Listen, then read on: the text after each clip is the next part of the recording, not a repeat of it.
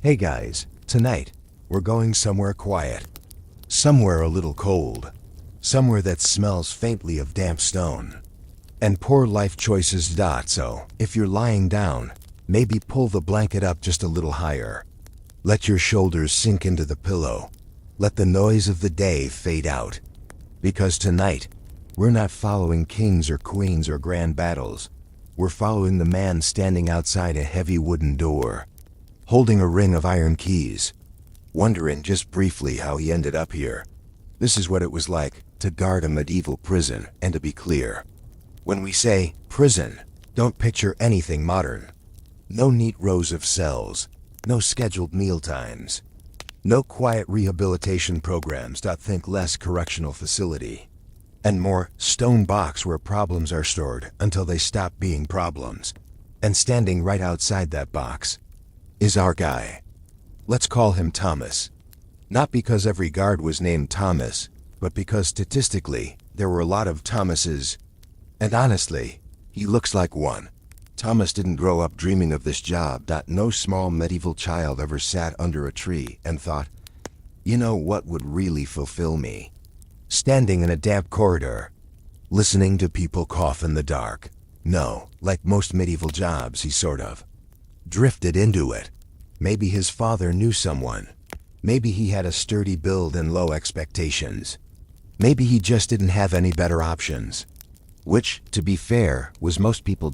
And so one day, Thomas finds himself holding a ring of keys that feels far more important than he is. They're heavy, loud, slightly rusted, and they jingle just enough to remind him that at any moment, something could go wrong. Now, before we go any further, let's set the scene. A medieval prison was rarely a separate building designed for comfort or even function. More often, it was just a part of something else. A castle basement, a forgotten tower, a room that used to store grain but now stores people. Because why build something new when you can just repurpose an existing hole? And so Thomas arrives for his shift. Not that shifts were clearly defined. There's no clocking in, no tidy schedule. You just show up when you're told, and stay until someone else arrives, or until it feels socially acceptable to leave. He steps inside. The air changes immediately, cooler, thicker, slightly sour. There's a smell, not overwhelming at first, but persistent. A mix of damp stone, unwashed bodies, stale straw, and something else he tries not to identify. He pauses for a moment, not out of fear, just adjustment. Because this is his workplace now, and like any workplace, it has its regulars. Down the corridor, there's a man who hums quietly to himself. No one knows why he's here. Possibly theft. Possibly just bad luck. A few cells over, there's someone who hasn't spoken in days. Just sits in the corner, breathing, existing, slowly becoming part of the room. And then, of course, there are the talkers. There's always at least one. The kind of prisoner who sees a guard and thinks, ah yes, a new audience. Thomas has learned this quickly. If you make eye contact, it's over. You will hear their entire story. In detail, with embellishments. Possibly with sound effects. So he adopts the standard strategy, which is to look slightly above everyone's head, as if deeply interested in the architecture. It's not rude. It's survival. Now, guarding a medieval prison was not about constant action. There were no dramatic jailbreak attempts every night. No clever schemes involving hidden spoons. Most of the time, it was just waiting. Waiting for something to happen. Waiting for orders. Waiting for time itself to move a little faster. Which it rarely did. Thomas leans against the wall. The stone is cold. Slightly damp, but familiar. He adjusts the keys on his belt. They clink softly, a small, steady sound. His main responsibilities are surprisingly simple. Make sure no one leaves. Make sure no one dies too quickly, and occasionally bring food. Now, food is a generous term. We're talking about rough bread, maybe some thin broth, water that has seen better days. There's no menu, no dietary preferences, No one is asking if you're gluten-free in a medieval dungeon, and Thomas is the one who carries it in. He walks slowly down the corridor, balancing a wooden tray that looks like it's had a long, difficult life. As he approaches the first cell, he hears movement. A quiet shuffle, then a voice. Is it food? Thomas doesn't answer, not because he's being cruel, just because if he starts talking, it becomes a conversation. And conversations lead to stories, and stories never end. He slides the food through a small opening. There's a pause, and the sound of someone eating, quickly, desperately. As if the bread might disappear if they don't act fast enough. Thomas moves on. Cell by cell. Same routine. Same sounds. Same quiet, human urgency. And here's the thing that no one really talks about. Being a prison guard in the medieval world wasn't just physically unpleasant. It was emotionally strange, because you're surrounded by people, but you're not really with them. You're close enough to hear them breathe, but far enough that they're not quite real. They become part of the environment. Like the walls, the straw, the flickering torchlight. Thomas tries not to think about their stories, why they're here, what they did or didn't do. Because once you start thinking about that, it becomes complicated. And complication is the enemy of routine. So he focuses on the simple things. The keys, the doors, the steady rhythm of footsteps on stone. But every now and then, something breaks the pattern. A new prisoner arrives, and that's always an event. You hear it before you see it. Boots on stairs, voices, maybe a bit of resistance, maybe not.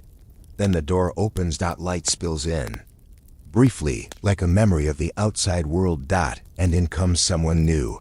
Sometimes they're loud, angry, confused. Sometimes they're quiet.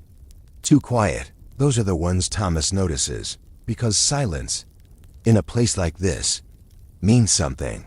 He watches as the new arrival is led to a cell. The door opens. The chains rattle. Then it closes again, with a heavy, final sound. And just like that, another person becomes part of the background. Thomas shifts his weight. Another day, another edition. No paperwork, no formal introduction. Just in. And over time, he starts to notice something. People change in here. Not suddenly, not dramatically. But slowly. Voices get softer, movements get smaller, time stretches. Days blur into each other, until even Thomas isn't entirely sure what day it is. And he's the one with the keys. Now imagine what it feels like for the ones without them. But Thomas doesn't dwell on that. Because if he did, he might start asking questions like, how secure is this job really? What happens if he annoys the wrong person? What's the difference between him and the people in those cells? And the answer is, not as much as he'd like, which is why he keeps his head down, does his job, carries the keys, and avoids thinking too hard about the thin line between guard and guest.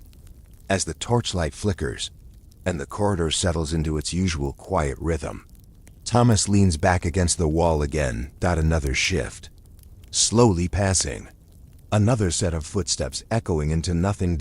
And somewhere in the darkness, someone starts humming again. Soft, repetitive, almost soothing. Thomas closes his eyes for a moment. Not to sleep. Just to rest them. Because tomorrow, or whatever passes for tomorrow down here, will be exactly the same. And in a medieval prison, that's both the comfort and the problem. So let's just gently drift a little deeper into the corridors, past Thomas and his keys, and into the lives of the people he guards. Because, as it turns out, being inside the cell was an entirely different kind of slow. Let's just drift a little further down the corridor, past Thomas, past the familiar scrape of his boots, and into the quieter side of things.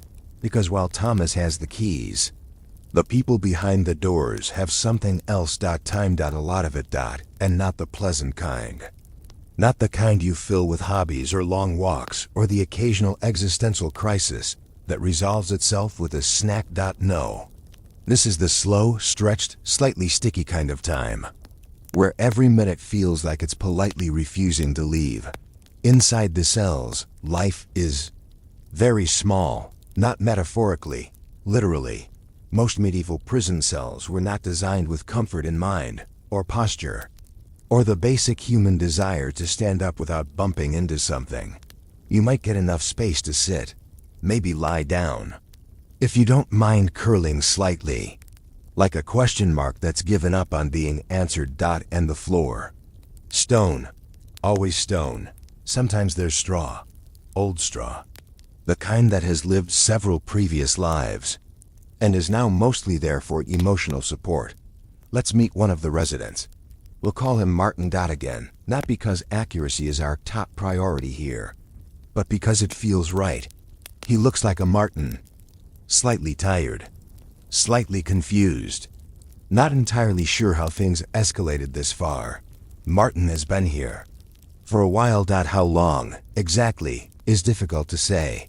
Not because no one kept records, although that's also true, but because time inside a medieval prison doesn't behave normally. Days and nights blur together. The light barely changes. The routine, such as it is, remains stubbornly the same. So Martin measures time differently. By meals. By the number of times Thomas walks past his cell. By the slow, gradual wearing down of his own patience. When he first arrived, he talked a lot. This is very common. New prisoners tend to believe, quite strongly, that if they just explain things clearly enough, someone will understand. There's a kind of optimism there. A belief in logic. In fairness, it's almost charming. Martin told anyone who would listen, which was mostly Thomas, and occasionally the wall, that he didn't belong here. There had been a misunderstanding. A very simple one. Really. It involved a chicken. Or possibly 3 chickens. The details shift slightly each time he tells it, but the core idea remains the same. He is innocent, or at least, not as guilty as someone else. But over time, the story becomes quieter. Not because Martin stops believing it. Just because he realizes no one is taking notes. Thomas certainly isn't. Thomas has developed a very specific skill, which is listening without actually hearing. He nods occasionally, makes a non-committal sound, keeps walking. It's not personal. It's efficient. And so Martin adapts. He talks less, thinks more, or at least tries to, because thinking in a place like this can be tricky. There's not much to think about. No new information, no fresh distractions, just the same 4 walls, the same faint sounds, the same steady drip of water somewhere in the distance. Like a clock that forgot how to count. At first, Martin tries to keep track of days. He scratches marks into the wall. 1 line per day. Simple, organized, very optimistic. But after a while, he starts to lose confidence. Did he mark today already? Was that yesterday? Is it still the same day? The marks blur together. The system collapses quietly. And Martin stops counting. Which is, in its own way, a kind of surrender. Now not everyone reacts the same way. A few cells down, there's a woman. We'll call her Eleanor. Eleanor does not tell stories. She does not complain. She does not attempt to explain her situation to passing guards or indifferent walls. Instead, she observes, carefully, consistently. She notices patterns when the food arrives, how often the torches are replaced, the exact rhythm of footsteps in the corridor. She builds a kind of quiet map of the world, using only the small pieces available to her. It's not a plan for escape. That would require tools and opportunities, and a level of optimism that medieval prisons were not particularly designed to encourage. No, this is something else. A way to stay anchored. Because when everything else is uncertain, patterns become a kind of comfort. Predictable, reliable, safe, even if what they predict is more of the same. Thomas notices her. Not in any dramatic way, just in passing.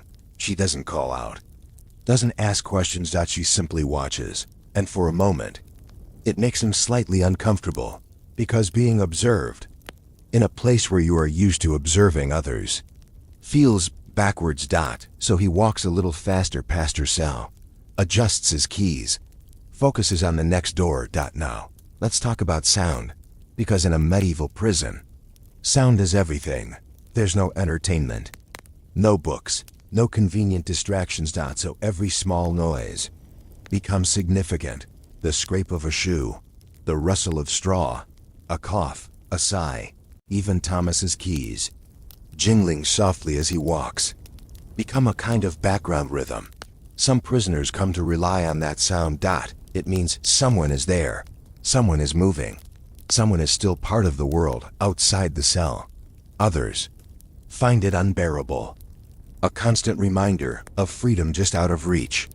And then there are the nights, or what passes for night.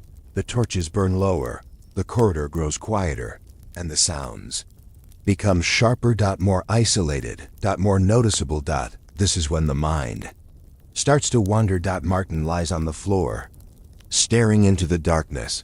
He tries to remember what his home looked like, the exact shape of the door, the way the light came through the window, but the details are starting to fade dot, not dramatically, not all at once dot, just gently, like a drawing left out in the rain. And that is perhaps the strangest part of all dot, not the hunger dot, not the discomfort, but the slow, quiet loss of things that used to feel permanent dot, names dot, faces dot, moments dot. They don't disappear completely, they just become less sharp dot, less certain dot, as if they belong to someone else dot. Eleanor, on the other hand, does something different. She repeats things dot in her mind, names, places, small details, over and over again, not out loud dot, just internally, a quiet, steady rhythm. Her way of holding onto the outside world, without needing to see it dot. It's subtle, but it works dot, at least for a while dot. Now, from Thomas's perspective, all of this is mostly invisible. He sees the surface, the stillness, the occasional movement, but the inner lives of the prisoners remain just out of reach dot, and that's how he prefers it, because understanding would complicate things dot, and complication, as we've established, is the enemy of routine dot, so he sticks to what he knows dot. Doors dot, locks dot, food dot, water dot, the simple mechanics of containment. But every now and then, something slips through, a moment, a glance, a voice that sounds just a little too human dot, and for a brief second, the line between guard and prisoner feels thinner than usual. He doesn't dwell on it dot, of course he doesn't. He adjusts his keys, keeps walking, because that's the job.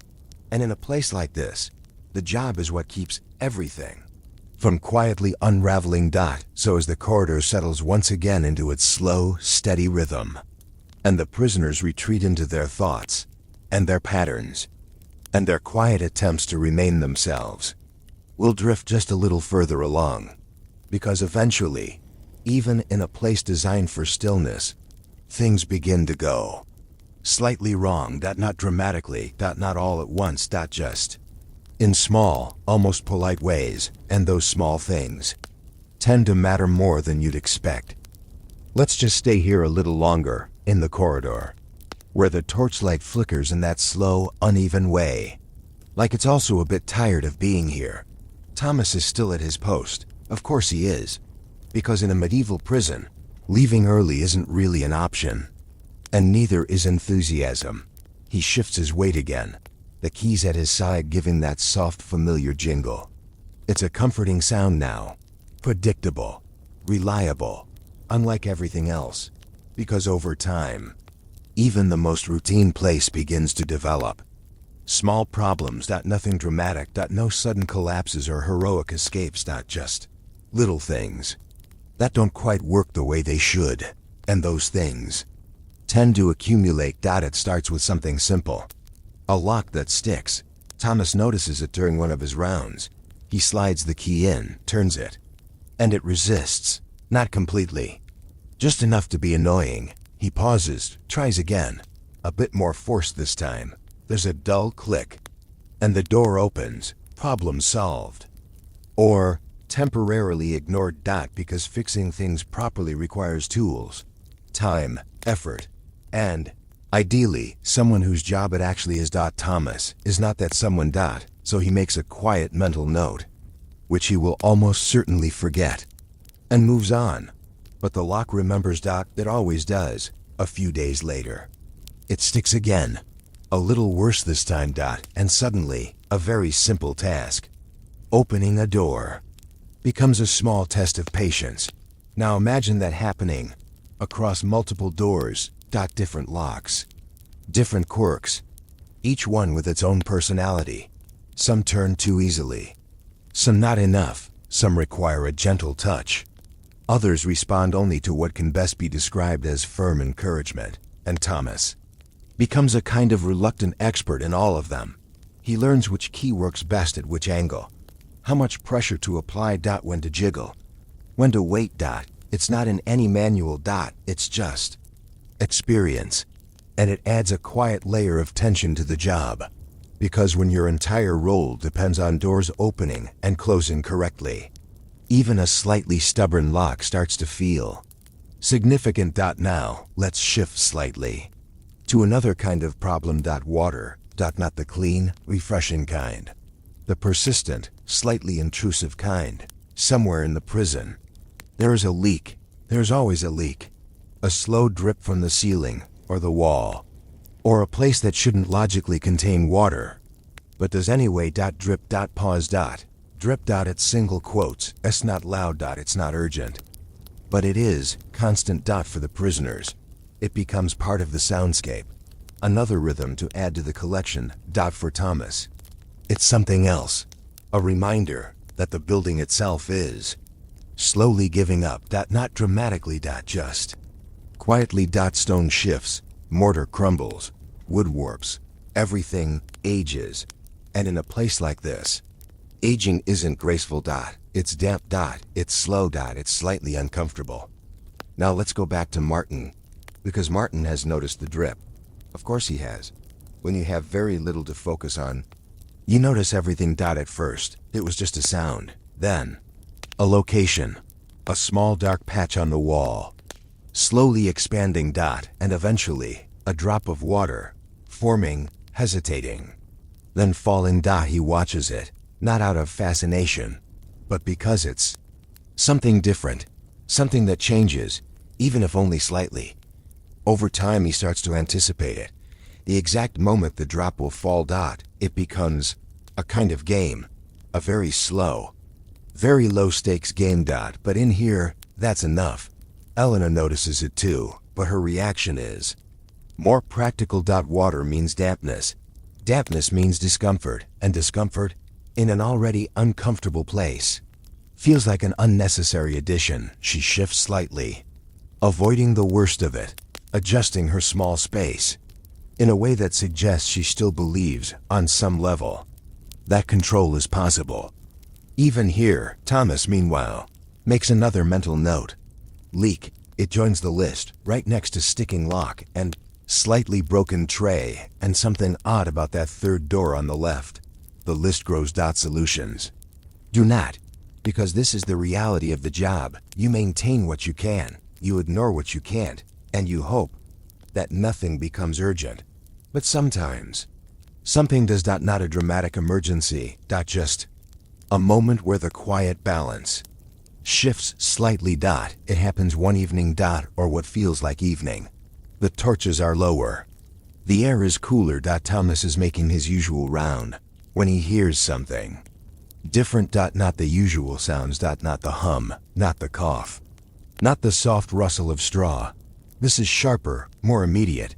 A voice, raised, but not shouting. Just strained. He pauses. Listens. It's coming from one of the cells further down. He walks toward it. Slowly. Keys steady at his side. The voice continues. Not angry. Not exactly distressed. Just unsettled. Like someone who has realized something they didn't want to realize. Thomas reaches the door, looks through the small opening. Inside, a man is pacing. Which, in a space this small, is an impressive commitment. Back and forth. 2 steps. Turn. 2 steps. Turn. Over and over again. Thomas watches for a moment. The man doesn't notice him at first. He's too focused. Too caught in whatever loop he's running through in his mind. And then he stops, looks up. Sees Thomas. There's a pause, a brief moment of connection. And then the man speaks, not loudly. Just directly. How long? Thomas says nothing, because there is no good answer. How long have I been here? Still nothing. Because Thomas doesn't know. And even if he did, it wouldn't help. The man waits for a response that isn't coming, and slowly, something shifts in his expression. Not anger, not despair. Just a kind of quiet understanding, the kind that settles in when you realize the system you're in doesn't have the answers you're looking for. He nods, slightly, more to himself than to Thomas. And then he sits down, just like that. The pacing stops, the question fades, and the corridor returns to its usual careful stillness. Thomas stands there for a moment longer, then moves on, because that's what you do. You keep moving. You keep the routine intact, even when small cracks start to appear, even when the questions linger a little longer than they should. So as the torchlight continues its slow flicker, and the drip echoes softly in the background, and the keys rest heavily at Thomas's side, the prison carries on. Quiet, steady, almost calm.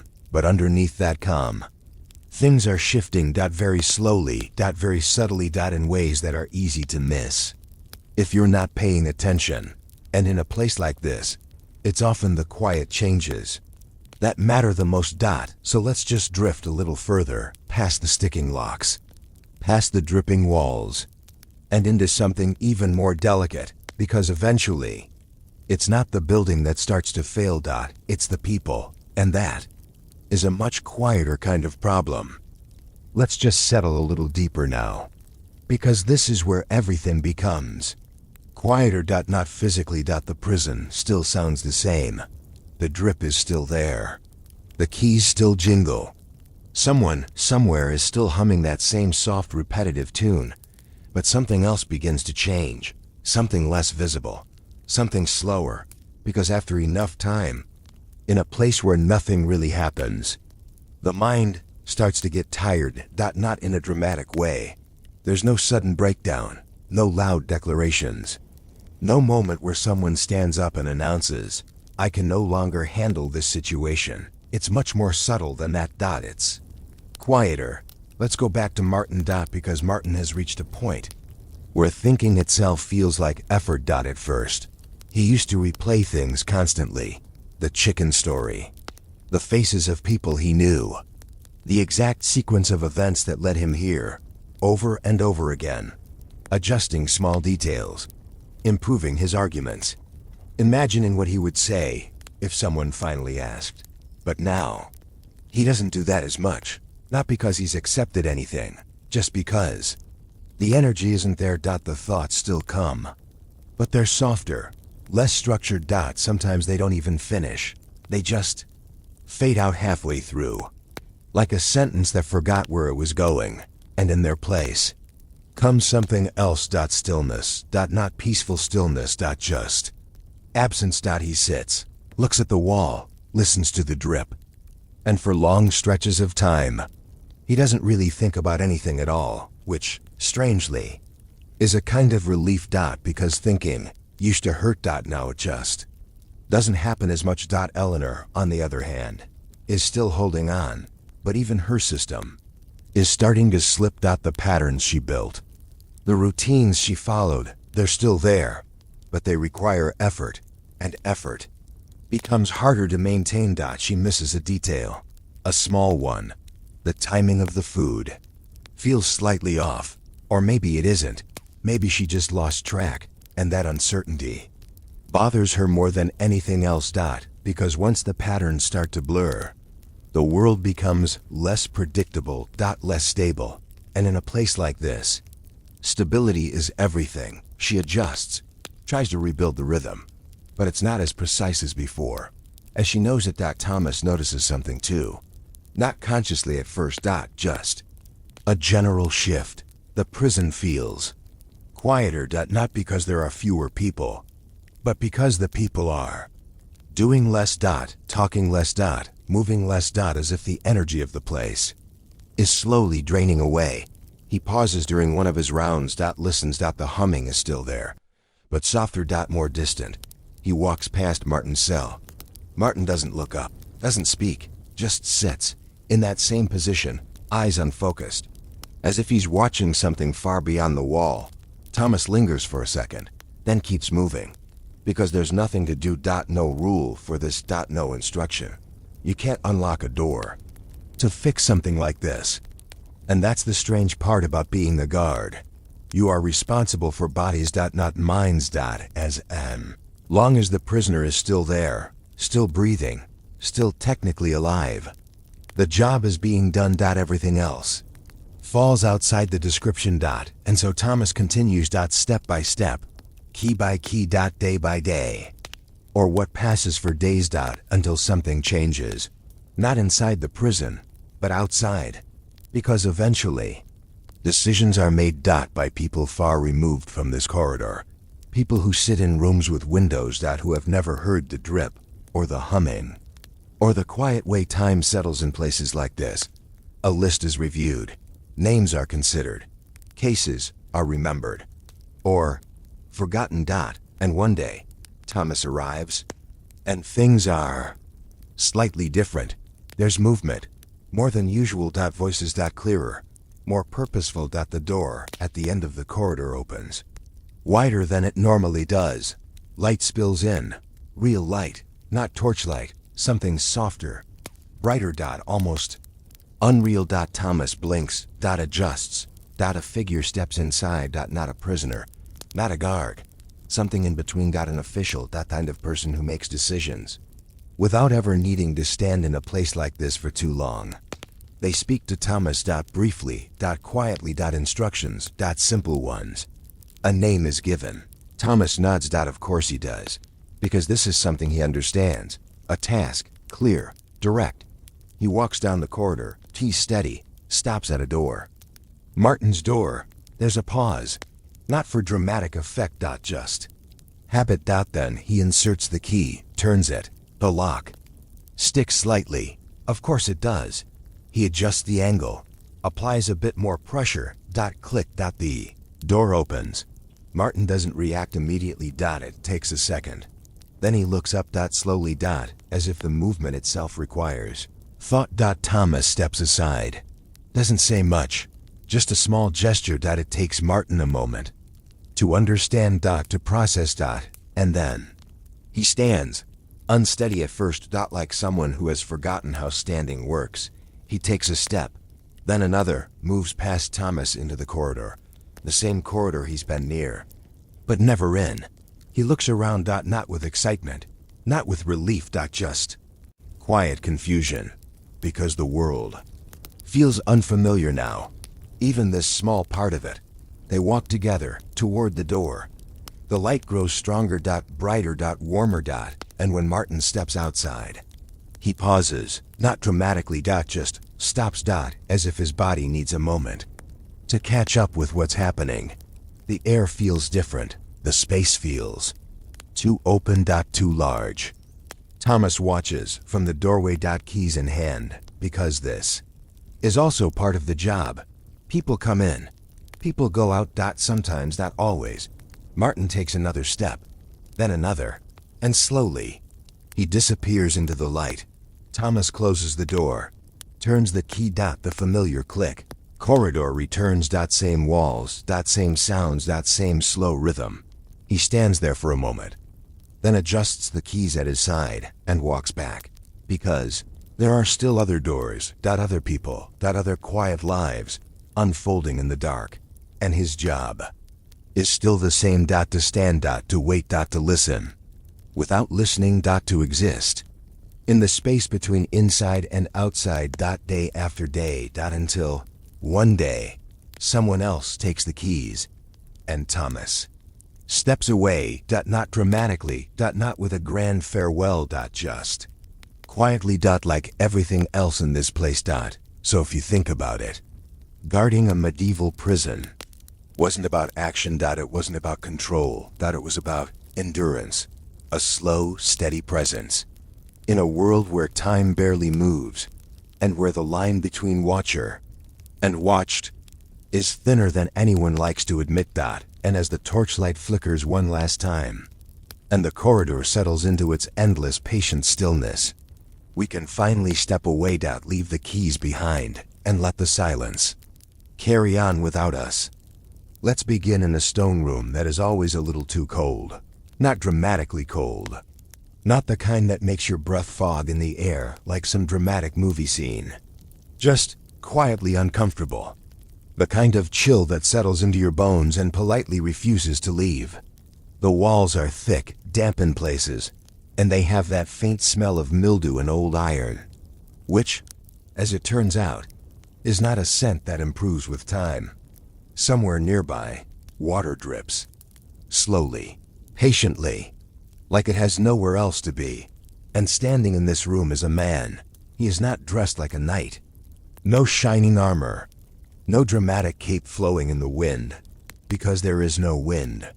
Just a simple tunic, worn boots, and a belt with a set of keys that jingle softly every time he shifts his weight. Which he does often. Because standing still for hours in a damp stone room is not exactly thrilling. This man is a torturer. And if you're imagining someone wild-eyed, cackling, and dramatically evil, you might want to lower your expectations just a little. Because in reality, he's mostly tired. Being a torturer in the Middle Ages was not some chaotic free-for-all of cruelty. It was, strangely enough, a job, a position. Something you could be hired for, trained in, and expected to perform with a certain level of professionalism. Yes, professionalism, which is not a word most people associate with this line of work. But here we are. Our man here, let's call him Matthias, because it feels appropriate, did not wake up one morning and think, you know what would really spice up my life? Interrogation chambers. No, his path here was probably much more practical. Maybe his father did this job. That was common. Professions had a way of sticking to families back then, like stubborn stains. Blacksmiths had blacksmith sons. Bakers had baker sons. And occasionally, torturers had torturer sons. Or maybe Matthias simply needed work. And this was available. Because someone always had to do it. Kings needed confessions. Courts needed answers. And apparently, the best way to get those answers was to assign someone like Matthias to the task. So here he is, holding a set of keys. Waiting. Because that's actually a large part of the job. Waiting. People imagine constant action. But most of the time, nothing is happening. Prisoners sit in cells. Guards shuffle around. Paperwork, yes, paperwork gets handled somewhere else. Orders are written, sealed, delivered. And Matthias waits. He waits for instructions. He waits for someone to decide that today is the day a confession must be extracted. He waits for a judge or official to say, in the calmest possible tone, yes, you may proceed. Because here's the slightly uncomfortable truth. Torture, in many medieval systems, was not supposed to be random. It was regulated. There were rules. Now they weren't exactly what we would call humane by modern standards, but they existed. Torture often required authorization. It was meant to be used under specific circumstances, usually when there was already some level of suspicion or evidence, but not enough to secure a confession. And confession. That was everything. In a world without modern forensic science, without reliable investigative methods, a confession was seen as the ultimate proof. If someone admitted guilt, the problem was neatly solved. Never mind how that confession was obtained. So Matthias is not just some rogue individual doing whatever he wants. He is part of a system, a slightly creaky, morally questionable system, but a system nonetheless. He has tools, yes. They are kept neatly, maintained. Not out of kindness, but because functional tools make the job easier. And Matthias, like anyone else, prefers things to be efficient. But we're not going to focus too much on the tools themselves. Not because they weren't important, they were, but because the reality of this job is less about dramatic moments and more about the quiet, repetitive nature of it. It's about routine. Matthias wakes up in the morning. He eats something simple. Bread, maybe a bit of cheese if things are going well. He walks to his place of work, which is probably attached to or beneath some official building. Perhaps a castle, perhaps a town hall. He greets the guards. They nod. Everyone knows everyone. There is no grand announcement of his arrival. No one claps. This is not that kind of job. And then he waits. Sometimes nothing happens all day. And on those days, it's almost peaceful. Almost. He might check his tools. Not in a dramatic, ominous way. More like a craftsman ensuring everything is where it should be. He might sit on a wooden bench, shifting occasionally as the cold seeps through the stone. He listens to the quiet sounds of the building, footsteps above, voices in the distance. The occasional clang of metal. Time moves slowly here, painfully slowly, which is ironic, considering what this place is for. And then, eventually, the moment comes. A guard appears. There's a look exchanged, not a dramatic one, just an understanding. It's time. Matthias stands. The keys jingle softly. He stretches a little, because standing and waiting all day does terrible things to your back. And then he follows down a corridor, past doors. The air changes slightly as they move. Maybe a bit colder. Maybe a bit heavier. It's hard to describe, but places like this tend to develop a certain atmosphere. And at the end of the corridor, there's a room. Now, here's something people don't often think about. Matthias is not necessarily angry. He's not personally invested in the guilt or innocence of the person inside. That's not his role. His role is not to judge. That's for someone else. His role is to facilitate, which sounds much nicer than it is, but it's how the system frames it. So he enters the room. There's a person there. Maybe they look terrified. Maybe they look defiant. Maybe they look exhausted. Because by the time someone reaches this point, they've usually been sitting in a cell for quite a while, thinking about what might happen next. And thinking tends to make things worse. Matthias doesn't give a speech. There's no dramatic monologue. No villainous declaration. Because this isn't a performance. It's a procedure. There might be an official present. Someone to oversee things. Someone to ensure that everything is done correctly. Again, correctly is doing a lot of work here. Questions are asked, answers are given, or not given. And then, Matthias does his job. But even here, there's a strange, almost bureaucratic rhythm to it. It's not chaos. It's not wild. It's measured, controlled. Because the goal is not immediate destruction. It's a confession. A very specific outcome. Which means there's a kind of pacing. And Matthias knows that pacing well. He's done this before. Many times. And that's where things start to get quietly unsettling. Because repetition changes people. Doing the same thing over and over day after day, it reshapes how you think, how you feel. Or, more accurately, how you don't feel. Matthias doesn't go home each night and dramatically reflect on the morality of his job. He doesn't stare into the fire, questioning his place in the universe. He's too tired for that. He goes home. He eats. He sleeps.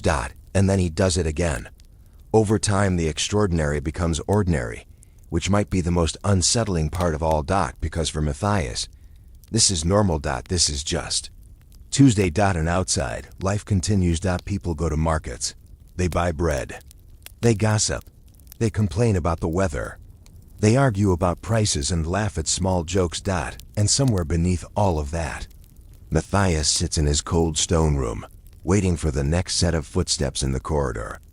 The next quiet nod. The next day at work. Let's stay with him a little longer.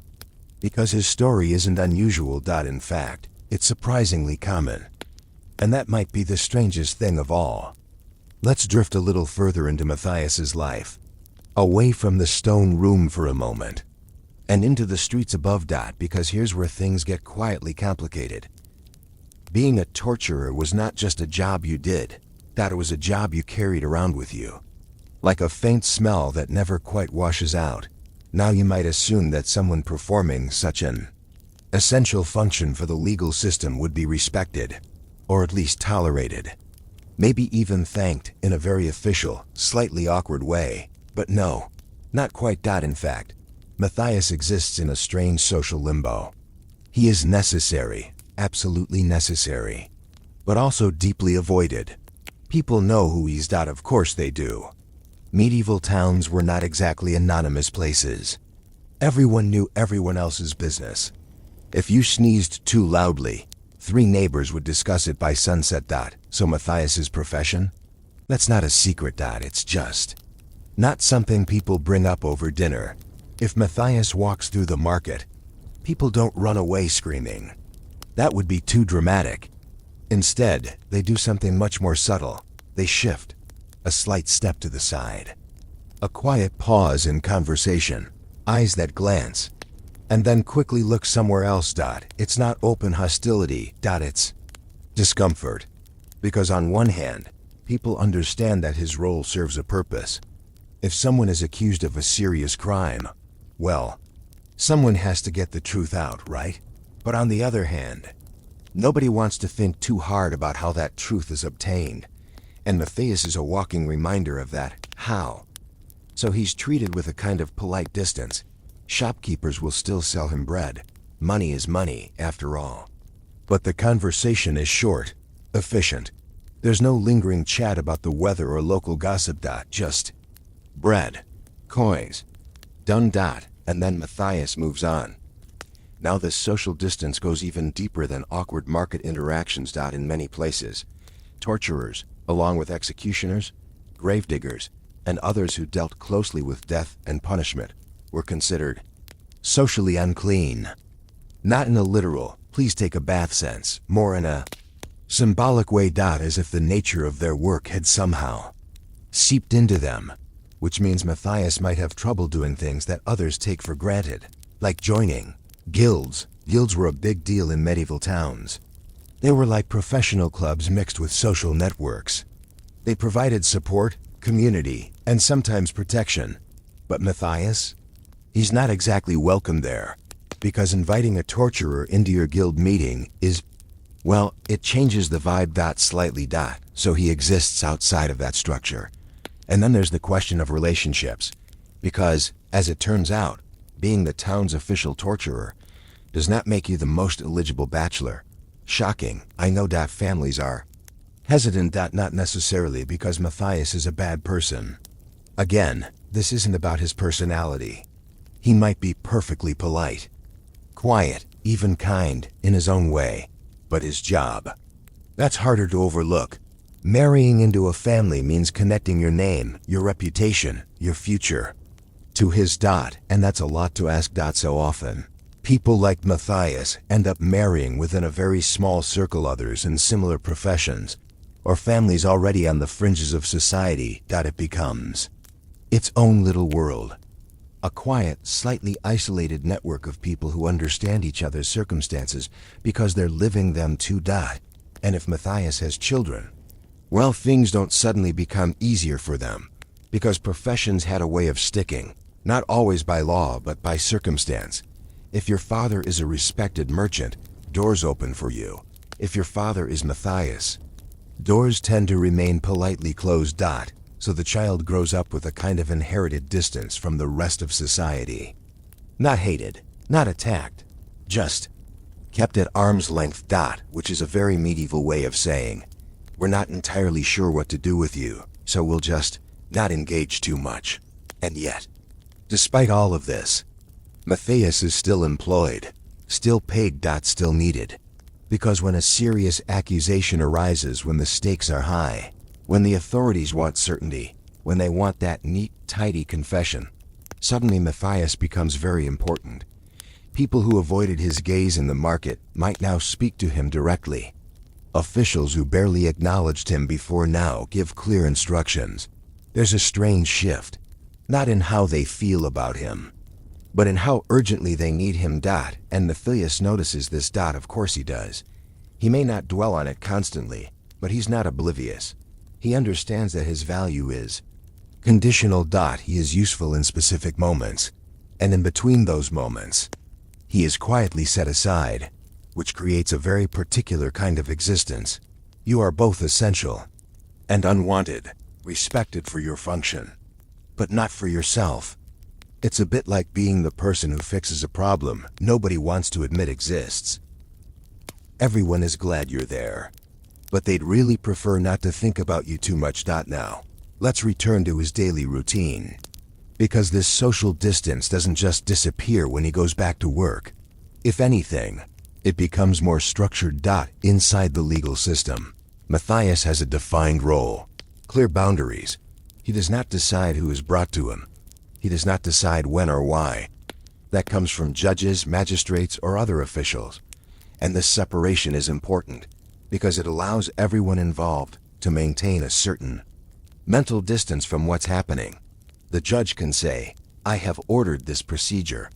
Matthias can say, I am carrying out my duty. The guards can say, we are assisting, and in this way, responsibility is distributed. No single person feels entirely accountable, which makes the whole system run much more smoothly. In a very unsettling kind of way. Now, Matthias himself has to navigate this carefully. He cannot be seen as acting on his own initiative. That would be a problem. A serious one. Everything must be authorized. Documented. Approved. Again. The word professional quietly returns. And so when he enters that room, when he stands across from a prisoner, he is not improvising. He is following a process. A grim, methodical process. But a process nonetheless. And here's something that might surprise you. There are limits. Yes. Limits. Not because of sudden bursts of compassion, but because the goal is still a confession. A living confession. If the prisoner cannot speak, cannot respond, then the entire exercise becomes pointless. So Matthias has to be careful. Measured. Controlled. It's single quotes. It's not about going as far as possible. It's about going just far enough, which requires experience. Judgment. A kind of practical understanding of human endurance. And that's where Matthias becomes something more than just a man with a job. He becomes skilled. In a way that is deeply uncomfortable to think about. Because skill implies practice, and practice implies repetition, and repetition. Well, we've already seen where that leads. Over time, Matthias develops an instinct. He can read people, to a certain extent. Not their souls, not their deepest truths, but their reactions, their limits. When they might break, when they might hold out. It's not perfect, it's not scientific, but it's learned. And this knowledge is valued, quietly, officially, even if no one wants to talk about it at the dinner table. So, Matthias continues. Day after day. Walking through streets where people politely avoid him. Working in rooms where people suddenly rely on him. Living a life that sits slightly outside the rest of society. And yet, perfectly woven into its structure. Because medieval life had a way of accommodating even its darkest necessities. It just preferred to keep them out of sight. Out of mind. Until, of course, they were needed again. And then, the keys would jingle. Softly. Predictably. Right on time. Let's ease a little deeper into this world and look at something people rarely think about. How does someone like Matthias actually learn this job? Because despite how it sounds, there isn't a cheerful sign hanging outside a workshop that says, apprentice torturer wanted, no experience necessary. It's a bit more informal than that. And also slightly more uncomfortable. Now, in many cases, Matthias didn't just appear fully formed one day, holding keys and looking mildly tired. No, he was probably trained, slowly, quietly, over time, most likely by someone older, someone who had already been doing this job for years, maybe decades, and had reached that point where everything feels routine, predictable, almost boring in a strange way. Let's call this older man Conrad. Conrad is not dramatic either. He doesn't give speeches about darkness or power or anything like that. He's more like a craftsman nearing the end of his career, passing along knowledge because, well, someone has to. So imagine a younger Matthias, maybe a teenager, maybe a bit older, standing awkwardly in that same cold stone room, trying not to look too uncomfortable, and failing just a little. Because no matter how you prepare for this, it's still a lot to take in. Conrad doesn't overwhelm him all at once. He starts small. Stand here, he might say, watch. And so, Matthias watches. Not actively participating. Not yet, just observing. Learning how things are done, the rhythm of it, the pacing, the way questions are asked, the way officials speak in calm, measured tones, as if they're discussing something as ordinary as tax records. Because in a way, they are. This is procedure, and Conrad treats it like any other trade.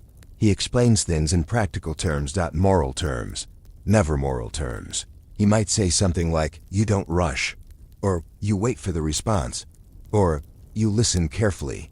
It's all very technical, which is probably the only way to teach something like this without it becoming overwhelming. And Matthias learns. At first, he probably feels something, discomfort, unease, maybe even a quiet voice in his head saying, this is not ideal. But here's the thing about repeated exposure. It softens edges.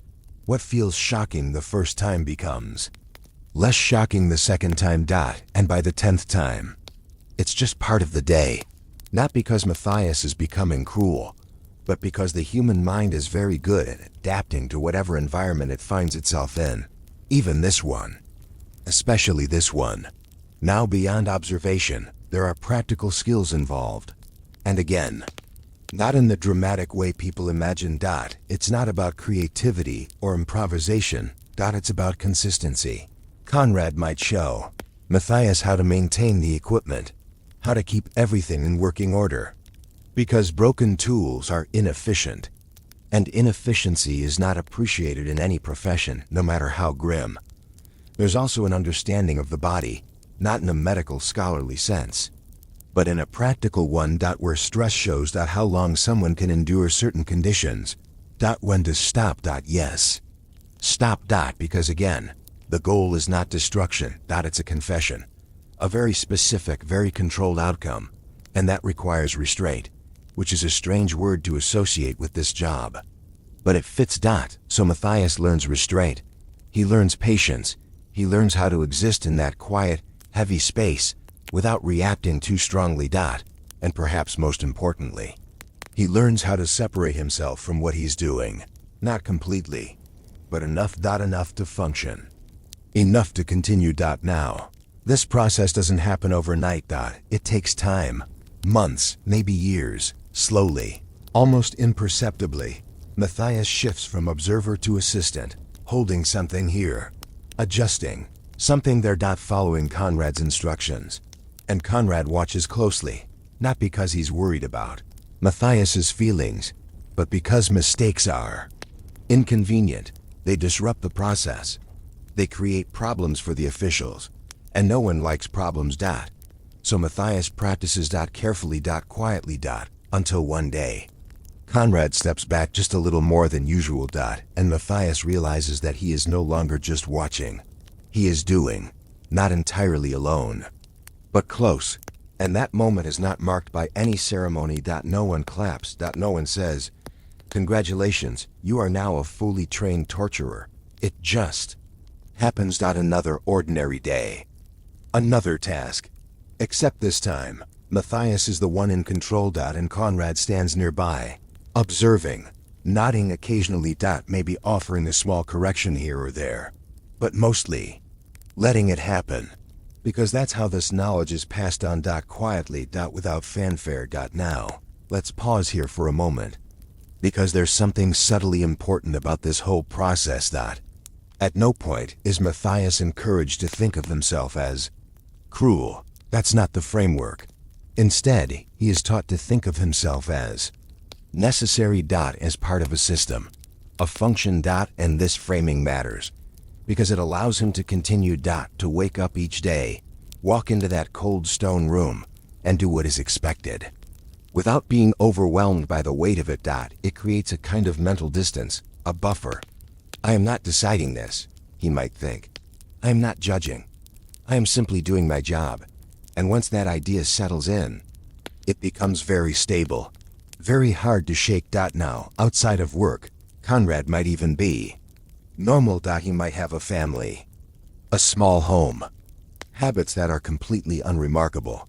He might complain about the price of bread, or the weather, or how his back aches in the morning, because even in this line of work, life continues in its usual, slightly mundane way, and Matthias sees this.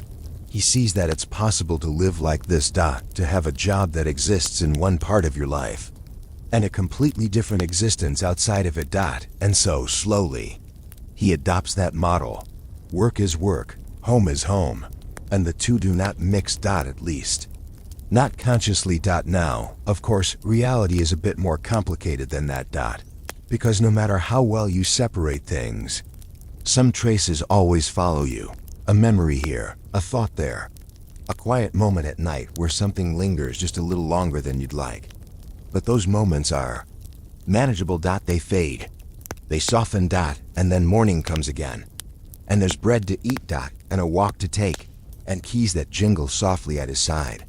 And before long, Matthias is no longer the apprentice. He is Conrad, standing in that same room, watching someone younger, more uncertain, take their first hesitant steps into this strange, quiet profession, passing on the same practical advice, the same calm instructions, the same careful distance, and the cycle continues. Not loudly, not dramatically, just steadily. As if it had always been this way. As if it would always continue. And perhaps, for a very long time, it did. Let's stay here a little longer, because there's still something we haven't fully explored.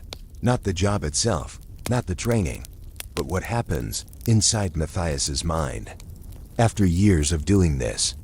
Because routine can shape a person in ways that are surprisingly subtle, and not always in the ways you might expect. Let's not leave Matthias just yet, because now we've reached the part that is the least visible, and maybe the most important. Not what he does, not how he learned it, but what happens after years of repetition. Because routine, especially this kind of routine, doesn't just fill your days. It reshapes how you exist in them. At first, as we saw, there were edges, moments of discomfort, hesitation, that quiet internal pause where something feels off. But those edges don't stay sharp forever. They wear down, not dramatically, not in a single moment, just slowly, like a stone being smoothed by water. Day after day, week after week. Matthias wakes up, he eats, he walks the same path to work, he hears the same faint sounds in the corridors, he sits in the same cold room. And over time, his mind begins to treat all of this as normal background noise, not something to question, not something to analyze. Just life. Now, this doesn't mean he becomes emotionless. That's a bit too simple. He still feels things. He might enjoy a warm meal. He might laugh quietly at something mildly amusing. He might feel tired or irritated or content in small fleeting ways. But when it comes to his work, something shifts. There's a kind of compartment, a mental room, if you like, and everything related to that part of his life stays inside it, neatly contained. He opens that room when he arrives at work. And he closes it when he leaves. At least, that's the idea. And for the most part, it works because it has to. You can't carry that kind of work around in your mind all the time. It would be exhausting. So the brain does what it does best. It adapts. It filters. It simplifies. And Matthias becomes very good at not thinking too deeply about certain things. Not because he's avoiding them consciously, but because they simply don't rise to the surface anymore. They've become ordinary. Now, there are moments, occasionally, when that compartment doesn't stay perfectly closed. A sound might linger. A face might stick in his memory a little longer than usual. A thought might drift in at an inconvenient time, like when he's trying to fall asleep. And in those moments, there's a flicker, a brief awareness, a reminder that what he does is not entirely neutral. But those moments don't last long, because Matthias has a routine, and routines are very good at smoothing things over. He wakes up the next day, he follows the same pattern, and the flicker fades, replaced by the steady rhythm of habit. Now something else begins to happen over the years. Matthias becomes efficient. Not just in a technical sense, but in a mental one. He no longer hesitates. He no longer second guesses. He simply does what is required. With a kind of quiet precision. And this efficiency is valued. Officials notice it. Not in an emotional way, but in a practical one. Things proceed smoothly. Predictably. And in a system like this, predictability is everything. It keeps the machinery running, even if the machinery itself is a little unsettling.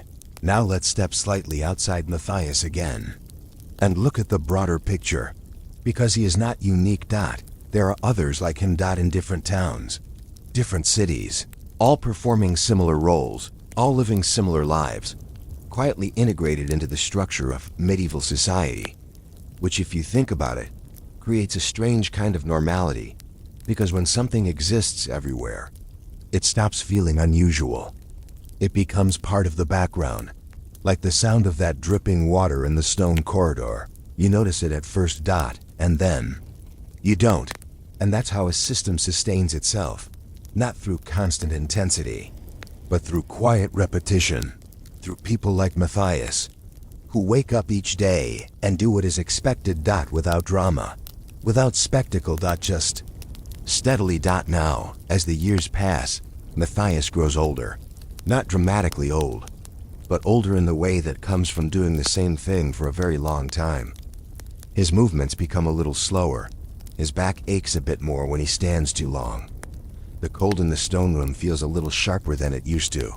But his mind, in this particular area, remains steady, because once a routine is fully established, it tends to stay that way, and eventually, just as Conrad once did for him, Matthias begins to teach someone else, a younger man, awkward, uncertain. Standing in that same room, trying not to look too uncomfortable, and Matthias hears himself saying the same things Conrad once said. Don't rush. Wait for the response. Pay attention. Simple instructions. Practical. Devoid of anything that might stir deeper reflection. Because that's how the system continues. Not through grand declarations, but through quiet instruction, passed from one person to the next. Now, let's take one final moment with Matthias. It's the end of a long day. Nothing particularly unusual happened. No dramatic events. Just work. He leaves the building. The air outside feels different. Warmer, maybe. Or at least less heavy. He walks through the streets. People still shift slightly as he passes. That hasn't changed. And it probably never will. He returns home. Eats a simple meal. Sits for a while. Maybe in silence.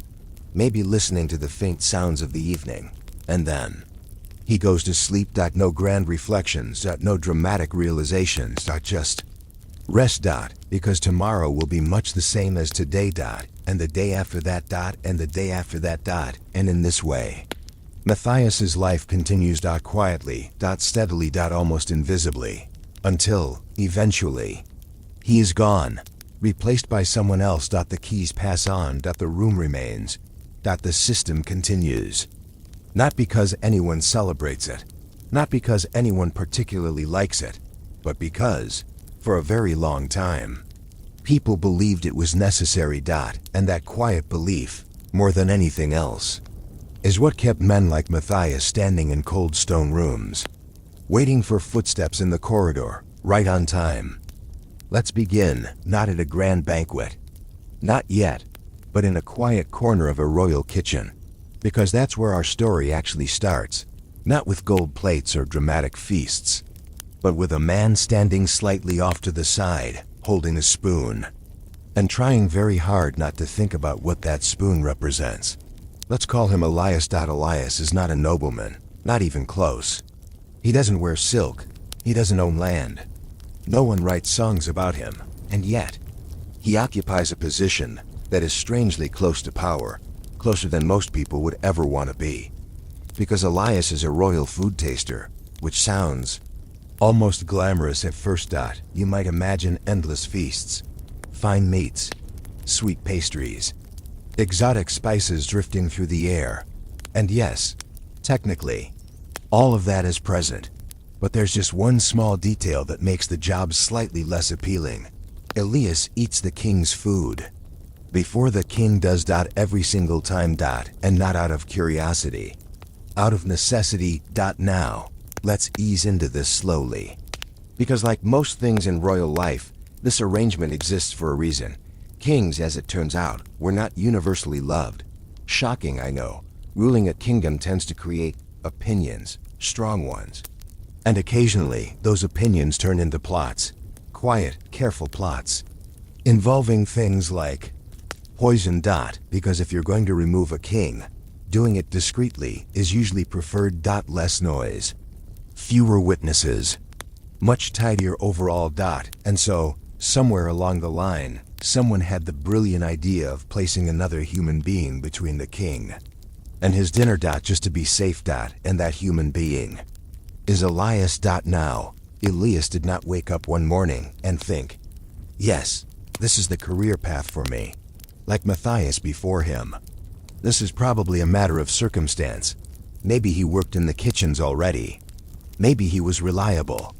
Quiet, not prone to asking too many questions, or maybe, and this happens more often than you'd think, he simply didn't have many other options, because while the job comes with certain perks, it also comes with a rather obvious downside. A very obvious downside, and everyone knows it, including Elias, especially. Elias. Now, let's follow him through a typical day. Because, much like our previous quiet professions, this one is less about dramatic moments, and more about routine. He wakes up early, earlier than most people, because royal kitchens do not sleep in. Bread must be baked, sauces stirred, and everything must be ready long before the king even considers the idea of being hungry. Elias arrives in the kitchen. It's warm. Comfortably warm, which is a nice change from cold stone corridors. The air smells of herbs, roasting meat, and fresh bread. It's almost pleasant. Almost. The cooks are already at work, busy, focused, slightly stressed, because cooking for royalty is not exactly a low-pressure environment. One mistake, and suddenly your career takes a very unfortunate turn. So everyone moves with purpose, and Elias stands nearby. Watching, waiting. Because his role begins when the food is ready. Now here's where things get quietly tense. A dish is finished. It looks perfect, smells perfect, exactly as it should be. And before it goes anywhere near the king, it comes to Elias. No ceremony. No dramatic announcement. Just a small, subtle moment. A plate is set down in front of him, and all eyes, very discreetly, shift in his direction. Because this is the part everyone pretends is normal. Elias picks up his spoon, or his knife, or whatever utensil is appropriate, and he takes a bite. Not a large bite, not a dramatic one. Just enough to do the job. And then, he waits. Now, the waiting is the worst part. Not because anything is necessarily going to happen. Most of the time, nothing happens. The food is perfectly safe, carefully prepared. No one has tampered with it. The kitchen staff, after all, would very much like to keep their heads exactly where they are. But still, there's always that possibility. Small, quiet, lingering, and Elias knows it. So he stands there. Swallowing. Feeling the food settle, and waiting for any sign, anything unusual, a strange taste, a sudden discomfort, a feeling that something is off. And during this brief moment, the entire kitchen holds its breath. Not literally, that would be too dramatic. But there's a subtle stillness, a pause, because everyone understands what's at stake. And after a few moments, Elias nods. Just a small nod. Barely noticeable, and the kitchen exhales. Quietly, the dish is cleared. Sent onward, upwards, toward the king's table. And life continues. Now, repeat this over and over. Throughout the day. Different dishes, different flavors, different moments of quiet waiting. And you begin to understand the rhythm of Elias's life. It's not constant danger. That would be exhausting. It's something more subtle. A low, steady awareness. A background thought that never fully disappears. Because every bite carries a question, and that question is never answered out loud. Now, over time, Elias develops habits. Small ones. He eats carefully. Slowly. Not because he's savoring the food, although occasionally it is quite good, but because he's paying attention. He notices flavors more than most people would. Subtle differences. Tiny variations, not in a refined gourmet way, but in a practical one. Does this taste as it should? It's a very specific kind of awareness. And it becomes second nature. Now here's something quietly ironic. Elias probably eats better than most people in the kingdom. Far better. While peasants are dealing with simple bread and occasional vegetables, Elias is sampling dishes made with spices from distant lands, rich meats, delicate pastries, the best the royal kitchen has to offer. And yet, there's always that small, uninvited thought in the back of his mind. This could be the one, which does take a bit of the enjoyment out of it. Just slightly. Now let's step back for a moment. Because Elias is not alone. Royal courts across Europe, the Middle East, and beyond had similar roles. Different names, slightly different procedures, but the same basic idea. Someone eats first, someone else waits, and the king eats last. Because kings, despite their power, were also deeply vulnerable. Especially at the dinner table. And so people like Elias existed. Quietly. Without much recognition. Because no one really celebrates the man who might, potentially, absorb the consequences of someone else's meal. It's not exactly a festive role. Now, socially, Elias occupies a slightly different position than Matthias. He's not avoided in quite the same way. After all, he's part of the royal household, which gives him a certain proximity to status. He might even be seen as fortunate. Imagine, someone might say, eating the king's food every day, which is true, but also not the full picture, because proximity to power does not always mean comfort. Sometimes it just means you're standing a little closer to the risks. Now Elias learns to live with this, because like all routines, it becomes normal. He wakes up. He goes to the kitchen. He tastes. He waits. He nods. And the day moves on. And slowly, almost imperceptibly, the unusual becomes ordinary, which, as we've seen before, is how these quiet professions sustain themselves, not through drama, but through repetition, through the steady, unremarkable passage of time. And Elias, with his spoon and his careful measured bites, becomes just another part of the royal machine. Essential, invisible, and always just slightly aware of the question that follows every meal. Let's stay with him a little longer, because the kitchen is only one part of this story, and things become a bit more complicated when we step into the royal dining hall itself. Let's move gently out of the kitchen now, and into the dining hall, because this is where Elias's job becomes slightly more visible, but still in that very careful, almost invisible way that royal life prefers. The hall itself is exactly what you'd expect. Long tables, heavy wood, tapestries on the walls doing their best to make everything feel warmer than it actually is. Candles flickering in that slow, hypnotic rhythm that makes everything look just a little softer, a little less real. And at the center of it all, the king, relaxed, or at least pretending to be, because even kings, despite all appearances, are rarely completely at ease, especially when it comes to something as simple as dinner, which is ironically not simple at all. Now, Elias does not sit at the table. That would be far too informal. He stands nearby, close enough to step forward when needed, but not so close that he becomes part of the scene. It's a delicate balance. Be present, but not noticeable. Exist, but quietly. And Elias has learned this balance well. He stands with his hands loosely at his sides, or clasped in front of him, eyes attentive but not intrusive. If you didn't know what he did, you might mistake him for just another servant, which, in a way, he is. Just with slightly higher stakes. Now, the meal begins. Dishes are brought out one by one, carefully arranged. presented with the kind of attention to detail that suggests someone spent far too long making sure everything looked perfect. And before each dish reaches the king, there's that familiar pause, a small shift, almost imperceptible. But Elias notices it every time, because it's his cue. He steps forward, not hurried. Never hurried. There's a rhythm to this. A quiet choreography that everyone understands without speaking. He takes the plate, or sometimes just a portion of it, and again. He eats, a small bite. Measured. Controlled. And then, the waiting. Now here in the dining hall. The waiting feels different. In the kitchen. It was contained. Private. A moment shared only by cooks and quiet glances. But here, even though no one is staring directly at him, there is an awareness. The king is aware. The courtiers are aware.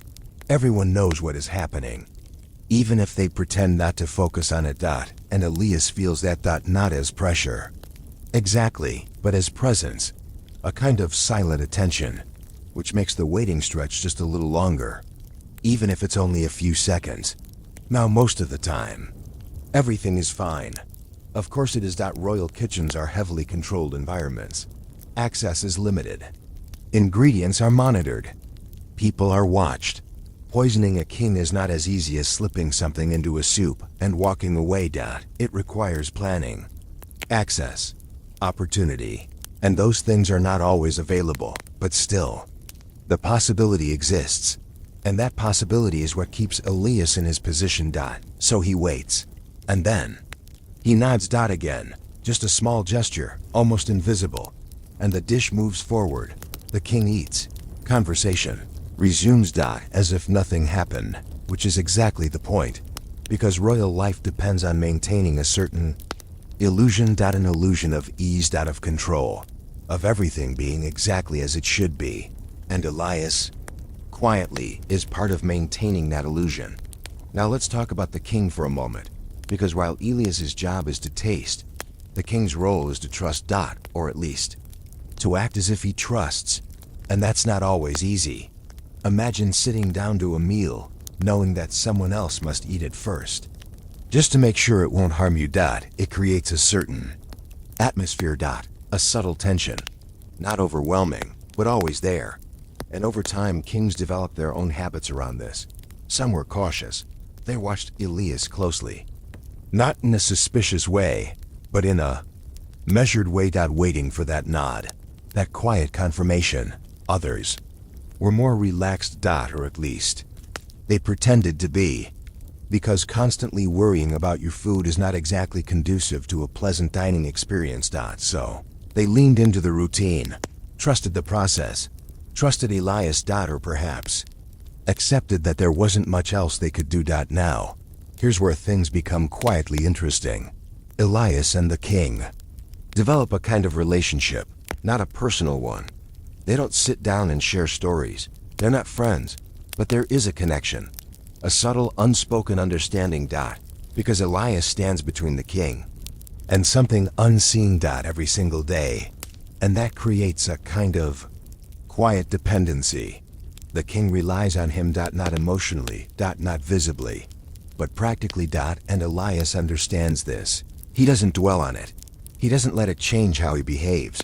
But it's there. In the background, a steady, unspoken fact. Now, let's float gently to another part of the hall, where the courtiers sit, because they too are part of this quiet performance. Courtiers are interesting people. They exist in a world of appearances, of careful words, of subtle gestures. Everything is observed. Everything is interpreted. And Elias is part of that environment, even if he's not directly involved. Some courtiers might find his role fascinating. In a detached, slightly uncomfortable way. He tastes the king's food. They might whisper. As if discussing a curious detail rather than a daily reality. Others might avoid thinking about it entirely, because it introduces a certain heaviness into what is supposed to be a refined, elegant setting. And refined settings prefer not to think about unpleasant necessities. So Elias becomes background, a moving part of the scene that is acknowledged, but not discussed. Now over time, Elias becomes very good at reading this room, not in the political sense. He's not navigating alliances or rivalries, but he understands the mood, the rhythm. He knows when to step forward, when to wait, when to fade back into stillness. It's almost like being part of the furniture.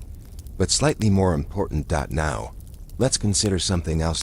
Elias eats before the king, every time, which means, in a very technical sense, he is always the first to experience the meal. The first taste, the first impression. And yet, he does not get to enjoy it in the way others do, because his role is not to savor, it's to verify, to confirm, to ensure, which creates a strange contrast. He has access to the best food in the kingdom, but not the freedom to simply enjoy it. Every bite is observed, evaluated, followed by that brief moment of waiting, and that changes the experience, subtly, but consistently. Now, as the meal continues, dish after dish, the process repeats. Step forward, taste, wait, nod, step back, over and over, until the meal is complete. And by the end of it, Elias has eaten quite a bit, more than most people might expect. But again, not in a leisurely way, in a functional way, piece by piece, moment by moment. Now when the meal ends, Elias does not receive applause. No one thanks him publicly. The king does not stand and say, "Excellent tasting today." That would be awkward. So Elias simply steps away, returns to the background, and eventually back to the kitchen, or wherever his duties take him next, and the dining hall returns to its usual rhythm. Conversations, laughter, the soft clink of cups and plates, as if nothing unusual had happened at all. Which, in this world, is exactly how it's supposed to feel.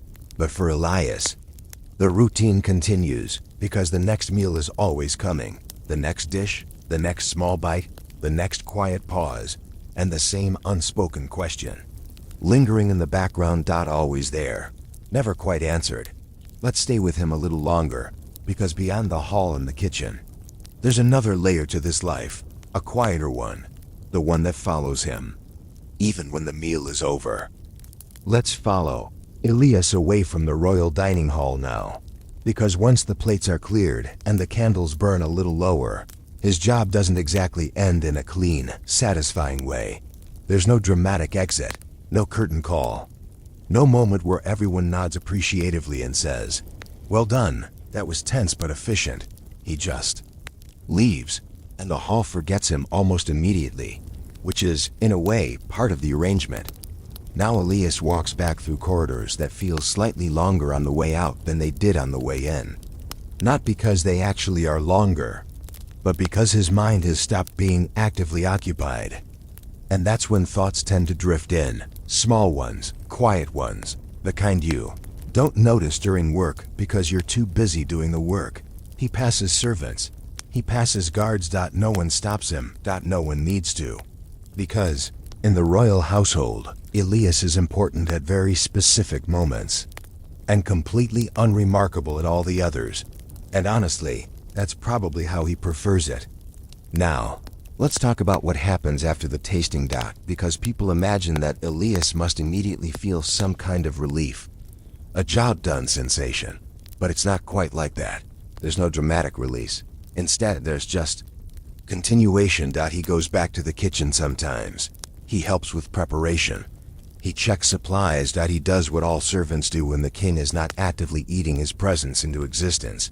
And slowly, the intensity of the meal fades into the background, which is useful, because if Elias stayed in that heightened state all day, he would not last very long in this profession.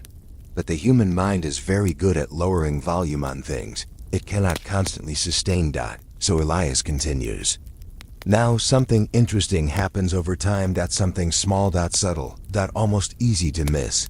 Elias becomes familiar with fear. Not in a dramatic, shaking, panicked way, but in a quiet, background sense. He learns what it feels like to wait for a reaction that usually never comes. He learns the difference between normal bodily sensations and ones that make you pause for half a second longer than usual. And here's the strange part. Most of the time, There is nothing, no poison, no incident, no sudden collapse. Just food doing what food is supposed to do. But that most of the time is exactly what keeps the job necessary. Because it only takes once, just once. And that possibility sits in the background of every bite he takes. Now, Elias never says this out loud, not because it's forbidden, but because it would sound overly dramatic. And this is not a dramatic profession. It's a procedural one. So instead, he develops habits. He pays attention to detail, not obsessively, just consistently. He notices if something smells slightly off, if a texture feels unusual, if a flavor doesn't match expectation. And over time, that kind of awareness becomes second nature, like a baker knowing when dough is ready, or a smith knowing when metal is properly heated. Except here, the finished product is a moment of silence where nothing bad happens, which is a very strange thing to specialize in when you think about it too long. So Elias tries not to think about it too long. Now let's float gently back to the court again, because something important is always happening there, even when nothing is happening, which sounds confusing, but makes perfect sense in a royal setting. The king continues his day. Meetings, audience sessions, decisions about taxes, land disputes, alliances, all of it happening under the assumption that his life is stable enough to support it. And Elias, in a way, is part of that stability, not directly involved, but structurally necessary. Like a hidden beam in a building no one thinks about until something goes wrong. Now, occasionally, someone new arrives at court. A visitor. A noble from another region, a diplomat. And they notice Elias, because outsiders always notice the slightly unusual roles first. They see him step forward before meals. They see the pause. The tasting, the waiting. And they do what most people do in such situations. They pretend not to notice. Which is very on brand for court life. But internally, they register it. And sometimes, later, they ask questions in private. What exactly is his role? And the answer is always given calmly. Oh, he ensures the food is safe. As if that is the most normal thing in the world. Which, in this world, it is. Now, Elias does not interact much with these visitors. He's not part of diplomacy. He's not part of politics. He's part of maintenance. The quiet infrastructure of trust. And that keeps him slightly outside the main flow of court life. Present. But not central. Now, let's talk about meals again. Because they are, unsurprisingly, central to everything. The royal kitchen produces variety. Sometimes elaborate dishes with multiple courses. Sometimes simpler meals, depending on travel or season. And each one passes through Elias first, which means his day is punctuated by small, repetitive moments of attention. Step forward. Taste. Wait. Step back. Repeat. It sounds simple. And in many ways, it is. But simplicity, when repeated enough times, becomes its own kind of structure, a rhythm, a pattern. And Elias begins to live inside that pattern, not trapped, not unhappy. Just structured. Now, something else happens slowly over time. Something quieter than everything else. Elias becomes less reactive, not emotionally numb. Just less surprised by things. Because when your job involves anticipating rare possibilities, you develop a mindset where most outcomes are expected to be normal. So normality becomes your default assumption, and that shapes how he sees everything else too. A quiet meal at home feels simpler. A street vendor's food feels unexamined in a way that would bother someone else. But Elias doesn't dwell on it. He simply lives inside the boundaries of his routine. Now, let's gently shift to a different angle, because Elias is not the only food taster in the kingdom. He is part of a system. Other courts have similar positions, some more formal, some less so. In some places, food tasting is done by multiple people, creating layers of precaution. In others, it is assigned to trusted servants who already live within the palace walls. But the principle remains the same. Someone eats first, and that someone carries a quiet awareness that most people never have to consider. Now back to Elias. At night, he returns to his quarters. They are modest, not poor. Not luxurious, just appropriate for his position. And there, The day finally slows. There's no tasting, no waiting, no silent pauses in front of watching eyes. Just stillness. And in that stillness, sometimes thoughts arrive uninvited. Not fear exactly. Not reflection in any dramatic sense, just awareness of repetition, of structure, of the strange fact that tomorrow will look almost exactly like today, and the day after that, and so on. But Elias does not spiral into deep contemplation about this. That would be too intense for this kind of story. Instead, he simply lies down, accepts the quiet, and lets sleep do what it always does in lives like this. It softens everything, even the edges of uncertainty. And somewhere in the palace, candles are extinguished. The kitchen cools. The dining hall empties, and the next day's meal begins its slow, inevitable preparation. Because the king will eat again, and Elias will be there. As always, stepping forward first, taking the smallest bite. Waiting. And nodding, like clockwork. Gently ticking through a very old, very careful system that only works because everyone agrees silently that it must. Let's stay with Elias one last time. Not in the dining hall this time, not in the kitchen, but in that quiet space between duties where nothing is officially happening, but everything still feels like it is, because that's where the real weight of his life sits. Not in the dramatic moment of tasting, not in the king's presence, but in the repetition of it all. Day after day, meal after meal.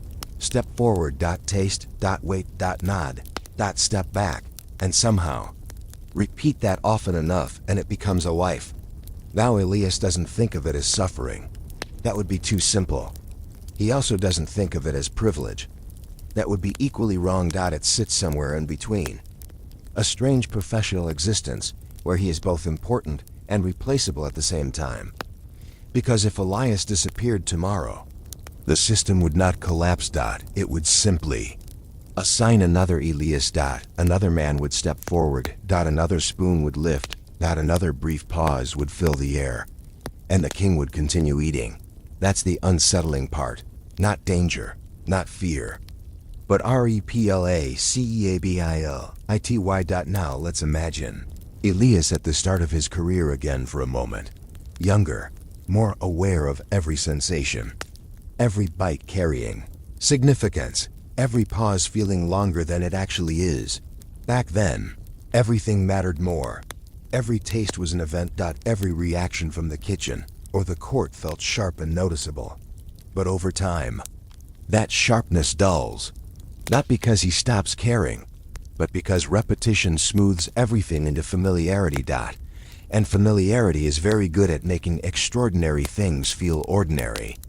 Now, Elias has learned something very specific about his world. Something nobody teaches him directly, but something he absorbs anyway. Trust in the royal court is not a feeling. It's a process, a series of steps, a performance of safety repeated often enough that it becomes believable. The cooks prepare. Elias tastes, the court observes, the king eats, and nothing interrupts the pattern. Most of the time, always most of the time, because most of the time is what keeps kingdoms functioning. Now, let's float slightly outward again, to the structure around him. Because Elias is not just a person. He is part of a system that exists in many forms across medieval courts. Kings across Europe, Asia, and beyond relied on similar arrangements. Not because they were paranoid in a theatrical sense, but because political reality made them cautious. Power attracts attention, and attention sometimes becomes intent. So the solution is redundancy, layers, buffers between risk and consequence, and Elias is one of those buffers. A very human one. Now, interestingly, Elias is not treated like a hero. He is not celebrated. There are no songs about him. No stories told at feasts, because his job is not meant to be remembered. It is meant to be unnoticed. Effective. Invisible in success. Only relevant in failure, which thankfully for him rarely comes. Now, let's return to his daily rhythm one final time. Because this is where everything settles. Morning arrives. The kitchen wakes. Food is prepared. Elias arrives. He performs his role, and the king eats. Sometimes Elias walks through the palace afterward, hearing distant conversations, laughter, the ordinary sound of life continuing without interruption. And he is part of it, but not fully inside it. That's the quiet truth of his existence. He exists slightly adjacent to normal life. Always close. Never fully absorbed into it. Now, at night when the palace finally quiets, Elias sometimes sits alone, not thinking deeply, not reflecting in a dramatic storybook way, just resting in stillness. And if there is a thought that returns more than others, it is this: tomorrow will be the same. And strangely, that is both comforting and limiting at once, because saneness means safety, but it also means stasis. No rise. No change. Just continuation. Now let's zoom out completely for the ending, because Elias is not unique. He is a representative, a quiet example of something larger in medieval life. Many roles existed like his: unseen protections, invisible labor, people whose entire function was to sit between danger and normal life, and quietly ensure the two never met. And most of them were never remembered, because history rarely records the man who prevented something from happening. It records the event when something finally did. But Elias lived in the space before that. The endless prevention. The constant repetition of nothing happened. And that is, in its own strange way, the story of royal stability. Not glory. Not grandeur, but routine maintenance of uncertainty. Step forward. Taste. Wait. Nod. Step back. Again. And again, until the day finally ends, and the next one begins. And somewhere in that repetition, Elias continues to exist, not loudly, not memorably, but steadily. Like a quiet mechanism inside a very old machine that refuses to stop turning, because everyone agrees, without ever saying it out loud, that the machine must keep going. And so it does. And he does. Until eventually, like all such roles, he fades back into the background of history, leaving behind only the system that required him in the first place. Still moving, still functioning, still quietly insisting that someone, somewhere, must always take the first bite. Let's begin somewhere slightly above the street. Not metaphorically, literally above it, because in many medieval towns, the person who controlled the rhythm of panic lived in a bell tower. And if that already sounds like a strange job description, don't worry, it only gets more oddly specific from here. Our story begins with a man named Thomas. He is not a priest, not a noble, not someone with grand theological authority or dramatic influence over kings. He is a bell ringer, which in normal times is already a slightly lonely job. But in plague times, it becomes something else entirely. Now, Thomas lives inside the church structure itself. Not in luxury, not in comfort, but in a small, cramped room that smells faintly of stone dust, melted wax, and old rope that has been pulled far too many times by far too many tired hands. His world is simple. Below him, the town. Above him, the bell, and in between, a long rope that connects the two. Now, before we go further, it's important to understand something about medieval towns during plague outbreaks. Everything becomes sound-based. Not in a poetic way. In a practical way. Because information travels slowly. People don't read updates. There are no official notifications, no alerts, no carefully written public health announcements popping up on your phone while you scroll through unrelated distractions. Instead, people listen. They listen for bells. And Thomas is the one who makes those bells speak. Now, in normal times, bells already had meaning. They marked hours. They called people to prayer. They announced marriages, deaths, and occasionally reminded everyone that time was still moving, even if life felt like it wasn't. But during plague outbreaks, the meaning becomes far more specific. Different patterns, different rhythms, different levels of urgency. And Thomas must learn all of them. Because yes, this is a learned profession. There are rules. Of course there are rules. Medieval Europe loved rules, especially the kind that involved counting, timing, and extremely specific instructions, written by people who did not live in bell towers. So Thomas is trained. Not formally, like a modern job training program with pamphlets and safety videos, but practically by listening. By repetition by older bell ringers who have developed a kind of muscle memory for disaster and those older men don't speak much about emotion. They speak about timing. When the sickness is near the river district, you ring like this. When it enters the center, you slow it down. When the deaths rise, you do not rush. You let the bell breathe, which is a strange thing to say about a bell. But in Tomas's world, even sound has emotional pacing. Now let's stay with Tomas on an ordinary morning if such a thing exists. He wakes early because bell towers are not forgiving places for people who like sleeping in. The stairs are narrow. The air is cold. And the stone always seems to retain the memory of winter, even when the outside world has moved on. He climbs every morning same path. Same creaking steps. Same rope waiting above him like a silent question. When he reaches the top, he checks the bell. Not because it changes, but because ritual matters. The bell is large, heavy, and indifferent. It does not care who rings it. It does not care why. It simply responds. And Tomas, in return, has learned how to listen to it. Now, outside the tower, the town is already moving. People selling bread, people arguing, people pretending everything is normal, because pretending is often the first response to uncertainty.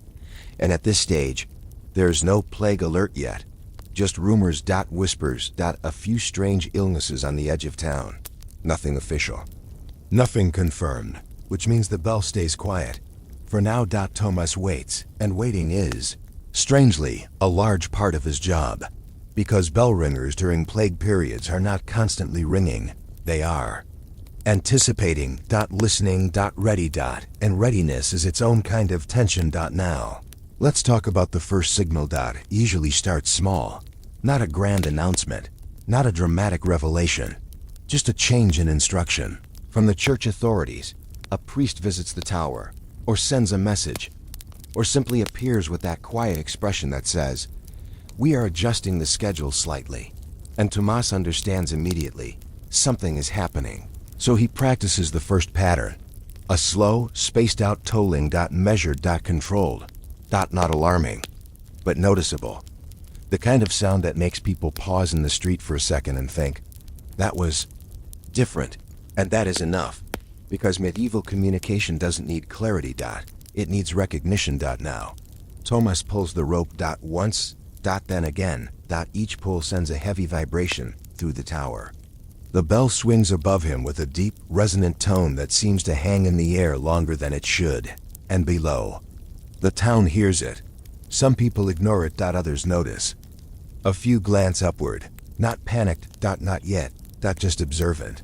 Now, this is where Tomas's job becomes psychologically strange, because he is both inside the system and above it. He hears the bell from a position of control, but he also hears the town's reaction through the silence that follows. And silence is never truly silent. It carries interpretation. Now let's gently move forward. As days pass, the pattern changes. More instructions arrive. The bell patterns become more structured, more deliberate, less occasional, more scheduled. And Tomas learns a new rhythm. The rhythm of escalation. Because plague communication is not just about announcing death. It's about managing expectation. At first, the bell says, something unusual is happening. Later it says, be cautious. Then it says, this is serious. And finally, it becomes a constant reminder that time itself has changed shape. Now, Tomas notices something else. The town changes its behavior in response to sound. People move less. They speak in shorter sentences. Markets become quieter. And the bell, once just part of the background of daily life, becomes the thing that structures every hour. It is no longer marking time. It is defining it. Now let's float slightly upward again. Because Tomas is not just ringing randomly. He is part of a system that tries, in its own medieval way, to manage collective anxiety. There are often multiple bells involved. Different towers, different churches. Sometimes even different districts respond with slightly different patterns, creating a kind of auditory map of the city's condition. It is not coordinated in a modern sense, but it is understood. People learn what each sound means, and Tomas becomes the human interface of that meaning.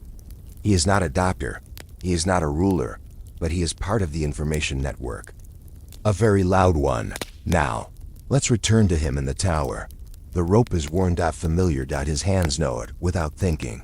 That's important, because during plague periods, repetition becomes a kind of emotional insulation.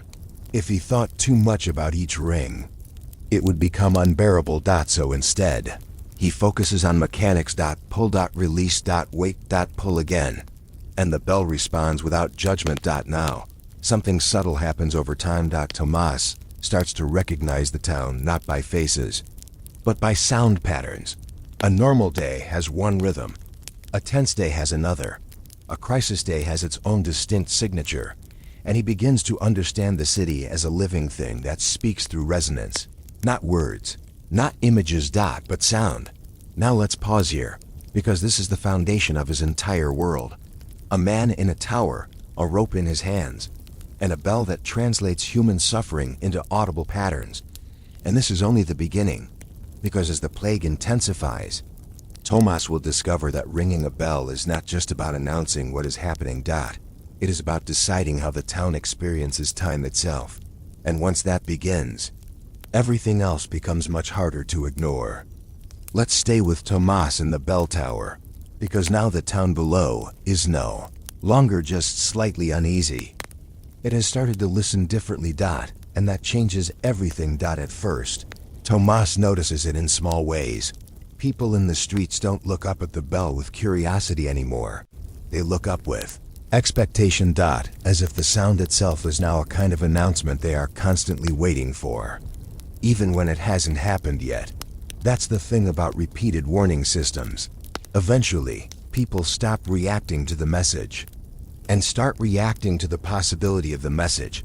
And Tomas, standing above them, becomes the person who controls that possibility, which is a slightly uncomfortable amount of influence for a man whose job description is basically pull rope, listen to metal vibrate. Now the plague signals intensify. Not suddenly, not dramatically. It's more like a slow tightening of rhythm. The bells begin to ring more often, and each pattern carries a slightly different weight. Tomas learns to distinguish them the way a musician learns tempo. A slow tolling means distance. A repeated, steady pattern means warning. A heavier, more frequent sequence means the town is no longer discussing the plague as something out there. It is now inside the conversation, inside the daily schedule, inside the soundscape. And Tomas begins to understand something very important. In a medieval town, silence is never neutral. It is either peace or absence, and people are very sensitive to which one it is. Now, as the situation worsens, Tomas is no longer just reacting to instructions. He is anticipating them, because messages from the church officials arrive with delay. But the situation on the ground does not wait. So sometimes Tomas stands in the tower, rope in hand, listening to the town itself. Not with his ears. With timing. With instinct. Because he can tell when something has changed below him. Not through sight, through absence of certain sounds. Markets quieter than usual. Church doors opening more frequently. Less laughter drifting upward. More stillness. And when that happens, he knows what comes next. The bell will be asked to speak again. Now let's talk about something quietly strange. The bell does not just inform. It conditions. People begin structuring their day around it. Work shifts, rest shifts. Even fear becomes scheduled. A bell toll in the morning feels different from one in the afternoon. Same sound, different meaning. And Tomas is the one responsible for that timing, which means he is, unintentionally, shaping the emotional rhythm of the town. Not by intention. But by repetition. Now in the early stage of plague escalation, Tomas is careful, very careful, because every ring is interpreted. Too frequent, and people panic. Too sparse, and people assume things are under control. And neither of those states is truly correct for very long. So he follows instruction, and sometimes judgment. which is not written anywhere. It's just learned from older bell ringers, from priests who speak in tired voices, from watching how the town reacts after each sequence. Now, let's drift slightly lower into the town for a moment, because the people below are developing their own relationship with the bell. At first, it is external, something that happens above them. But slowly, it becomes internal. They start predicting it. Waiting for it.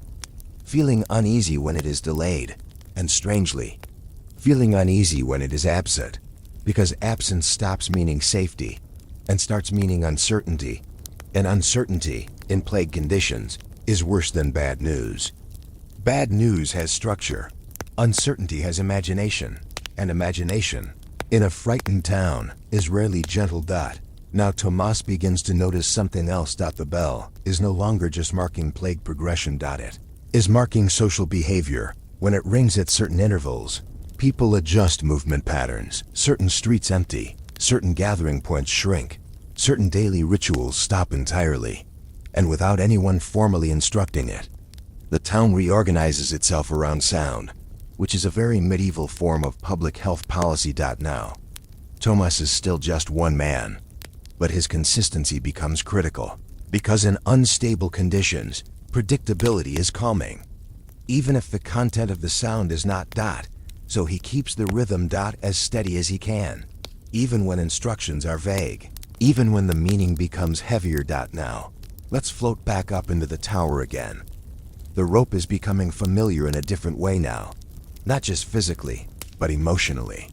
Each pull carries more weight in Tomas's mind, not because the action changes, but because he knows how the town will interpret it. And that awareness creates a strange pressure, because he is no longer just performing a task, he is delivering interpretation of reality. And reality, in this moment, is not stable. Now the bell patterns become more frequent, and sometimes overlapping. Different towers respond at slightly different times. Different districts interpret severity differently. And Tomas hears it all, layered sound. A city talking to itself in fragments. And in that layered sound, confusion begins to grow. People in one area think things are worse than in another. Some think the bell is overreacting. Others think it is underreacting. And Tomas, stuck above it all, cannot correct perception. He can only continue the pattern. Now something subtle happens to him. He stops thinking of the bell as an announcement and starts thinking of it as a pulse. A heartbeat of the city. Sometimes steady, sometimes irregular, sometimes strained. And that metaphor becomes hard to unhear. Now let's step gently back again into the streets, because the plague changes more than health. It changes social behavior in quiet ways. People avoid unnecessary conversation, not out of hostility, but out of caution. Movement becomes functional. Every trip has purpose. Every gathering feels measured. And in that environment, the bell becomes both guide and reminder, a constant presence overhead. Tomas hears it differently now too, because he is not just producing sound, he is listening for response. When he rings, he listens to how the town reacts afterward. A pause too long means confusion. A sudden quiet means fear. A return to movement means adaptation. And over time, he begins to map the emotional state of the city through silence. Now let's gently acknowledge something important. Tomas is not deciding policy. He is not controlling the plague. He is not even interpreting it officially. But his actions become part of how people experience it. And that is a very specific kind of responsibility. One that medieval systems often produced without naming it directly. Now as we move deeper into the outbreak phase, the bell ringing becomes almost constant at times. Not nonstop, but frequent enough that it starts blending into the background of life. And when that happens, something interesting occurs. People stop reacting individually to each ring and start reacting to the pattern as a whole. They no longer ask, why did it ring just now? They ask, what does today feel like? Which is a subtle but important shift, because it means the bell has moved from being a signal to being an environment. And Tomas lives inside that environment more than anyone. else because he is closest to its source. Now, let's pause again at the tower. The rope is worn further now. His hands are more familiar with it than anything else in the building. Outside, the town continues adjusting. Inside, Tomas continues ringing. And somewhere between those two spaces, a very simple truth settles in. In times of widespread uncertainty, people rely heavily on shared signals. And in this town, the bell is the most honest signal they have. Even if it is not comforting, even if it is not precise, it is consistent. And consistency, in unstable times, becomes its own form of structure.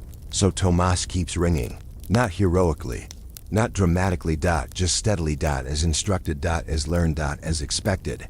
And as the plague continues to reshape the town below, the bell above him becomes less like a tool, and more like a memory the entire city is forced to share, one toll at a time. Let's stay with Tomas a little longer in the tower, because now something has started to change that no instruction ever clearly explains. The bell is still ringing, the plague is still present, but the meaning of the ringing is beginning to blur, and Tomas is the first one to feel it, not because anything stops working, but because everything starts sounding familiar, and familiarity in this context is a strange thing. Now at the beginning, each bell sequence had weight. It meant something specific, a warning, a worsening, a confirmation that the town's fears were not imagined. But after enough repetition, the town stops hearing detail. And starts hearing pattern. And Tomas notices this shift from above, because the same bell tone that once caused people to pause mid-step now causes only a brief glance, then continued movement. Life does not stop anymore. It adjusts. Now, Tomas is still following instruction, still receiving messages from the church authorities, still executing the same sequences. But something subtle has changed in the atmosphere. The urgency is no longer sharp. It has become continuous. And continuous urgency is a very different experience. It stops feeling like an event. And starts feeling like background weather. Now let's float down into the streets again, because the people have adapted in a way they never formally agreed to. Markets still exist. Work still happens. Bread is still baked. But everything is quieter, not silent, just reduced. Like the volume of life has been turned down a few notches and never fully turned back up. And the bell sits above all of it, still ringing. Still marking, but no longer shocking. Now Tomas begins to experience something odd. A kind of emotional flattening. Not sadness. Not fear. Just repetition without novelty. Each ring becomes less distinct. Each pattern blends into the next. And the mind, as it tends to do, begins to conserve attention, because you cannot treat every signal as equally urgent forever. So instead, you start grouping them, categorizing them, simplifying them. And Tomas finds himself thinking in terms like normal plague day pattern, worsening pattern, stable but uneasy pattern. Even though no one taught him those categories, they just emerge. Now let's stay a moment on something important. The bell itself does not change. It is the same heavy metal. The same rope. The same motion. But meaning is not stored in objects. It is stored in people. And when people change, meaning changes with them. Now Tomas begins to notice something else in himself. He is no longer surprised by the town's adaptation. At first, it felt strange to see people normalize what once felt alarming. But over time, he understands it, because humans cannot live in constant heightened awareness. So they adjust. They settle into patterns that allow life to continue, even if those patterns include distant reminders of death. The bell becomes one of those reminders. Not sharp. Not immediate. Just present. Now let's drift slightly higher again, because Tomas is still performing the same physical action. Pull rope. Release. Wait. Listen. But the interpretation layer around that action has changed. Early on, every ring felt like a message being sent outward. Now it feels more like maintaining a system that already exists. A system that no longer needs explanation, only continuation. And that creates a strange psychological shift. Because when a system becomes self-explanatory, the operator becomes less like a messenger and more like maintenance staff. Now Tomas is not thinking about this in philosophical terms, he is just noticing the rhythm. But the effect is the same. He becomes less reactive, more procedural, more aligned with repetition than interpretation. Now, let's return to the town again, because something else is happening below. People begin marking time differently, not by bells alone, but by what happens between bells. A quiet morning becomes before the second toll. A busy afternoon becomes after the heavier sequence. Life becomes segmented not by hours, but by sound events. And Tomas, unintentionally, becomes the architect of those segments. Not by intention, but by repetition. Now, as the plague continues, something else develops. A kind of collective fatigue, not just physical, but informational. People stop reacting strongly to each new signal because they have already adapted to the previous ones, and this creates a paradox.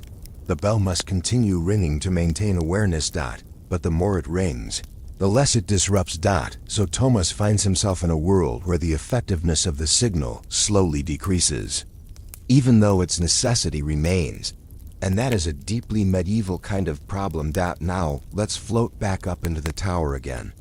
The rope creaks, the bell responds, the sound rolls outward into the town, and Tomas listens not just to the bell itself, but to the silence that follows, because that silence now tells him more than the bell.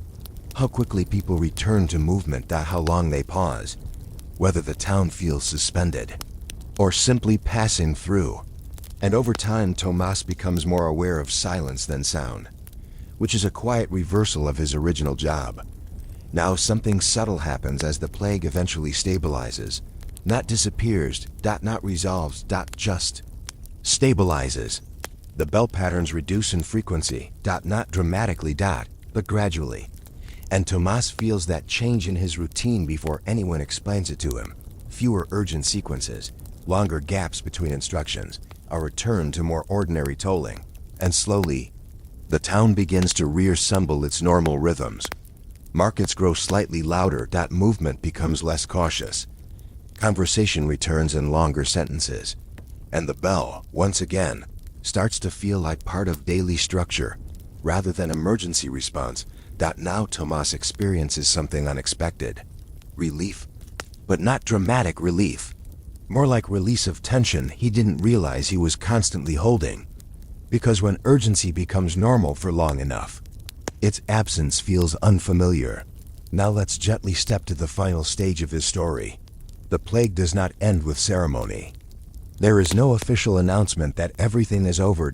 No grand declaration from the church saying, "You may now return to your previous level of comfort." Instead, things simply quiet down and stay quiet. And the bell returns to marking time rather than crisis. Hours instead of warnings. Days instead of danger. Now Tomas continues his job. Because the bell tower does not stop existing when the emergency ends. The rope is still there. The bell is still there. And someone still has to maintain the rhythm of the town. But the meaning has shifted. What was once a signal of collective fear becomes again a marker of ordinary time. And Tomas returns to a quieter version of his role. Still above the town. Still listening. Still ringing. But now the sound no longer carries the same weight of emergency. Just structure. Now let's zoom out completely for the ending. Because Tomas's story is not really about plague alone. It is about how societies use sound to organize uncertainty, how repetition turns fear into routine, and how individuals become embedded in systems that translate invisible problems into audible patterns. Tomas did not cure anything. He did not stop anything. He simply maintained communication in a world where communication had to be physical, audible, and constant. And when it was over, he was still there. In the tower. Waiting for the next instruction, the next rhythm, the next reason to pull the rope again. Because even when crisis fades, the systems built around it rarely disappear. They just soften. And continue. Quietly. Above a town that has learned, once again, how to listen to time without being overwhelmed by it. Let's stay with Tomas one last time. Not in the height of panic. Not in the thick of plague signaling. But in that quiet afterspace, when the town is still the same town, but no longer vibrating with constant expectation. Because this is where most stories about plague usually end. Not with resolution. But with adjustment. And Tomas feels it before anyone officially acknowledges it. The bell tower is quieter. Not silent, but quieter in a way that feels noticeable only after long exposure to noise. The rope still hangs, the bell still waits, but the urgency behind its use has thinned out, like a voice that has finally stopped shouting and returned to speaking normally. Now Tomas still rings. Of course he does. The bell does not retire. It simply changes vocabulary. Morning tolls return to marking time. Evening tolls return to closing the day. And the plague signals, the layered, heavy, emotionally loaded patterns, appear less and less frequently. Until one day, they don't appear at all. Not announced. Not celebrated. Just absent. And that absence is strangely harder to interpret than presence ever was. Because when something constant disappears, the mind briefly assumes it is wrong. Tomas waits for instructions that don't come. He listens for patterns that no longer arrive, and for a while, he still behaves as if they might return at any moment. Because that is what repetition trains you to do. Expect continuation. Now, let's drift down into the town one final time. People are still cautious, but not alarmed. Movement returns to fuller rhythms. Markets become louder again. Children occupy streets more freely, and conversations stretch longer than they did during the height of uncertainty. Not because everything is fully healed, but because life always pushes back toward motion. And the bell, once the voice of collective fear, becomes again just part of the town's architecture. Present. Familiar. No longer carrying the same emotional sharpness. Now, Tomas notices something subtle about himself. He no longer reacts to every sound change with interpretation. He simply performs. Pull. Release. Wait. But the meaning behind the action has loosened, and that loosening is important, because it marks the transition from emergency operator back to routine caretaker. Now, over time, people forget how intense the bell once felt. Not intentionally. But naturally. Because memory smooths edges. And new generations grow up hearing only the calmer version of the system. For them, the bell is not a warning. It is just time. Morning. Evening. Work. Rest. End. Tomas becomes part of that background structure again.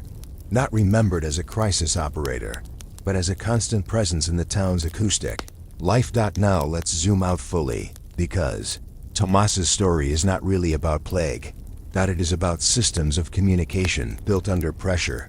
How societies translate invisible threats into audible signals, and how individuals become responsible for maintaining that translation, even when the urgency fades. He did not interpret medicine. He did not decide outcomes. He simply ensured that the town had a shared rhythm of awareness when it needed one most. And when the need passed, he remained. Because systems do not vanish when their emergency phase ends. They settle. They normalize. They become infrastructure. And Tomas, like so many figures in medieval life, becomes part of that invisible architecture. A man who once rang to signal crisis, now ringing simply to mark time again. And perhaps that is the quietest ending of all. Not silence, not conclusion, but continuity. The bell still exists. The rope still moves. And somewhere above the town, Tomas continues his slow, steady work, not as a herald of fear anymore, but as a keeper of rhythm, reminding everyone, without needing to say it directly, that even after fear passes, time still needs to be heard.